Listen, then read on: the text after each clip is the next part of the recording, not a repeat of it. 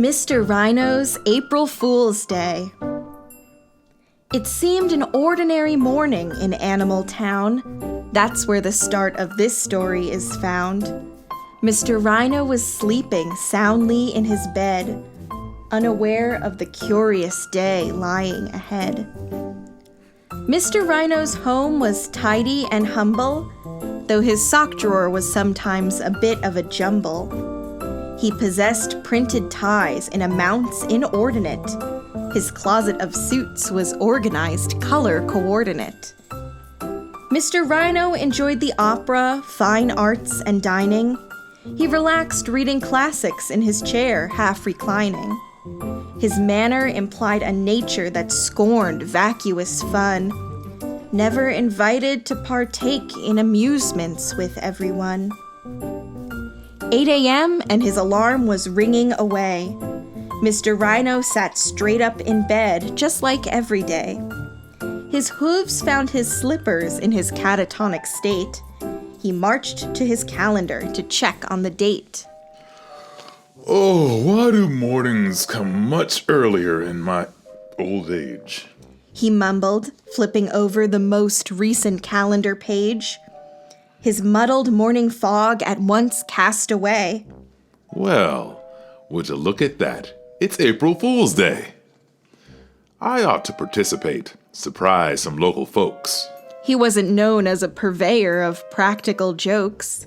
Before my daily errands, I'll make a quick stop and visit Mr. Meerkat at the nearby magic shop. Mr. Meerkat's magic megastore sat right next to Town Hall. And despite its name, once inside it was rather small. Merchandise was arranged in haphazard piles.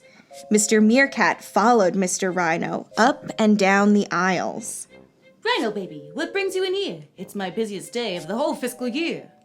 I know the date quite well, and although I'm no clown, I want to pick up some tricks to play on my friends around town. Mr. Meerkat's face broke out into a big, cheesy smile, which seemed fishy, as Mr. Meerkat was one to beguile. Mr. Rhino, you came to just the right place. Everything you might need is inside this briefcase. He gestured to a sign hung next to the building permit. Mr. Meerkat's Deluxe Novice Jokester Fun Kit. It's got more trick stuff in it than any of those other magic packs, and it could be yours for the low price of $64.50 plus tax. In an instant, his credit card was swiped and recorded. Mr. Rhino squirreled his money away, so it all was afforded. You tell everyone out there that's Mr. Meerkat brand, and if you don't love it, no refund, store policy. You understand.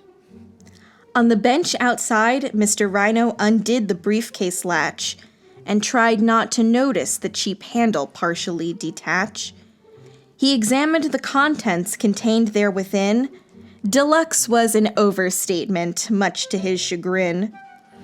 There's a squirting flower, a whoopee cushion, a buzzer for your hand, and oh, who even buys peanut brittle that's canned? You think you're so foxy, Mr. Meerkat. I've got something to say.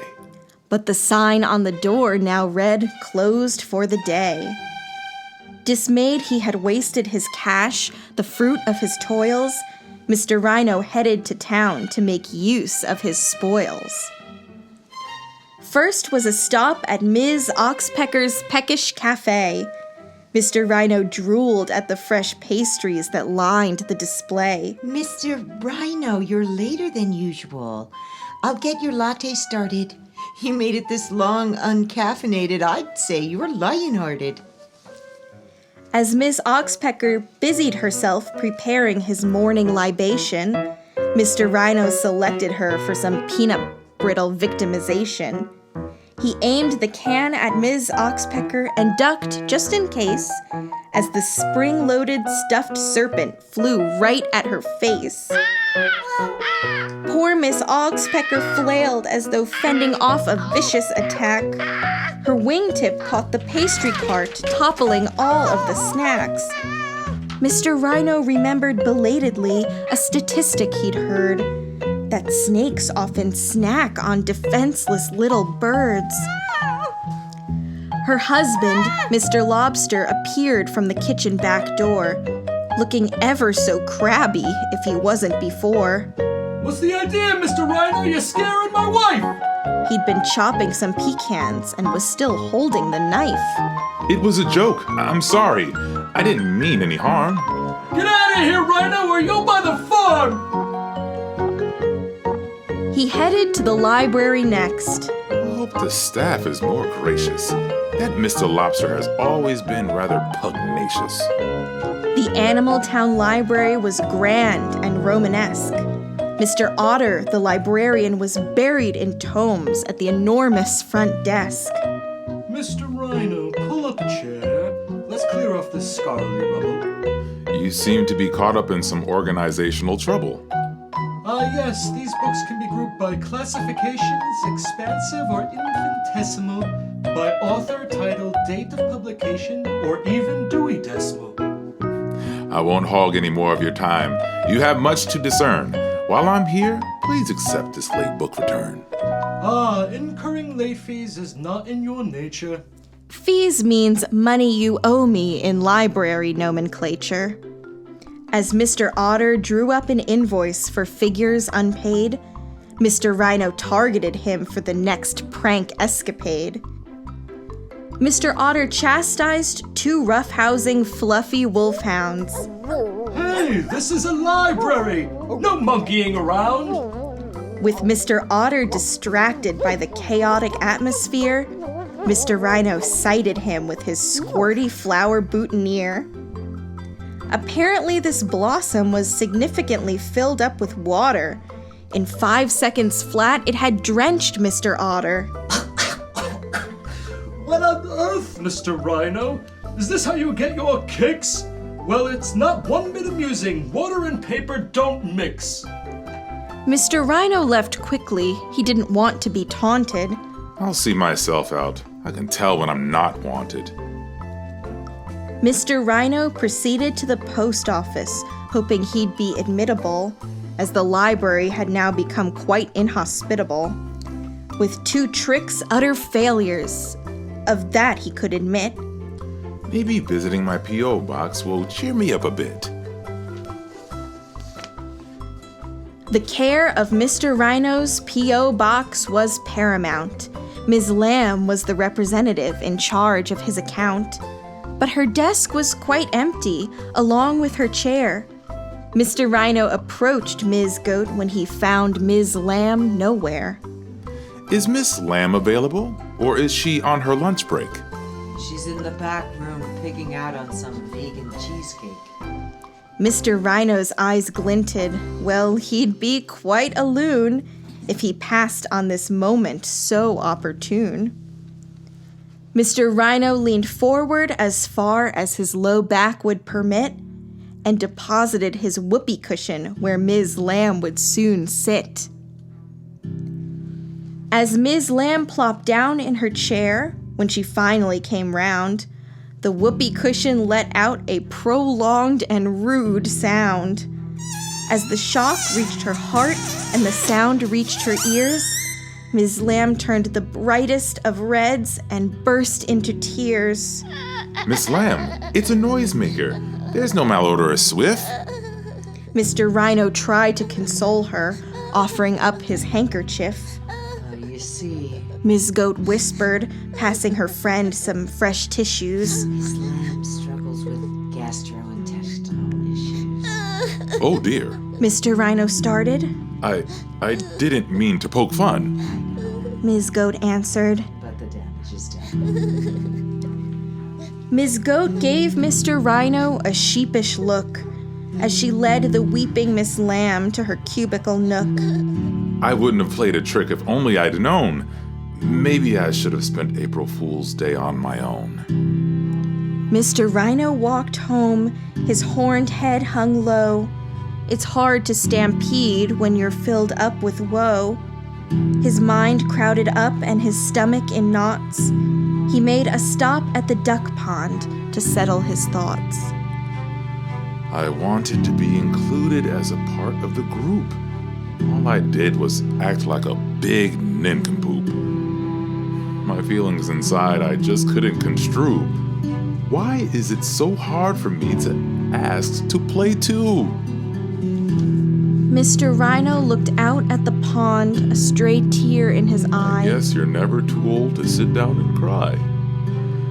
I'm too much of an outsider, an obscure oddball. I think I'm the biggest April Fool of them all. The road home snaked along in a meandering way, which gave Mr. Rhino more time to brood over his day.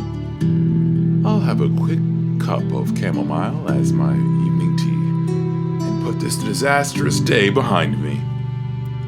As Mr. Rhino approached his front porch, rhinos can't see very far, he recognized that his door was left slightly ajar. He thought it was an oversight from his morning scurry, till some mutterings inside filled his heart up with worry. Who's there? Mr. Rhino attempted some intimidating inflection as he reached for his hand buzzer to use as protection. The intruders went silent and stopped moving about. Mr. Rhino flung the door open before he could chicken out. I said, who's there? Mr. Rhino let out a roar. All the animals from town toppled onto the floor. Miss Oxpecker was the first to rise in her kitten heel mules. With a rueful expression, she offered a meek, April Fools. Oh, we're sorry we upset you with our harsh personal dealings. And I hope you agree that there are no hard feelings! I'm sorry for accusing you of treating my books like some toys. And I know you meant nothing by that flatulent noise. I'm sorry I chased you from the cafe. That was just wrong. We all know how important it is to belong. We didn't mean for you to feel so excluded. So this festive apology was the best plan we concluded. Is there a way we can make up and forget this whole mistake? Well, Mr. Rhino said, grinning. why not a friendly handshake?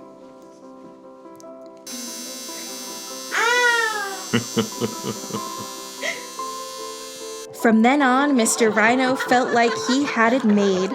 He became the chief organizer of the April Fool's Day parade. He now was accepted when he had once felt shunned. He even spoke with Mr. Meerkat and secured a partial refund.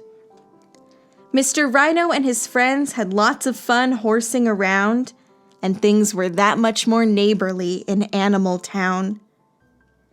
Getting along with each other is what playtime's all about, so bring everyone in and they won't feel left out.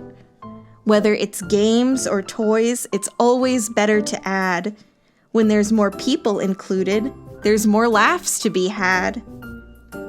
Inviting someone to play is a deed to commend, and if you let them join in, you might make a new friend. So take turns with the jump rope and pass others the ball. When we all play together, it's the most fun time of all.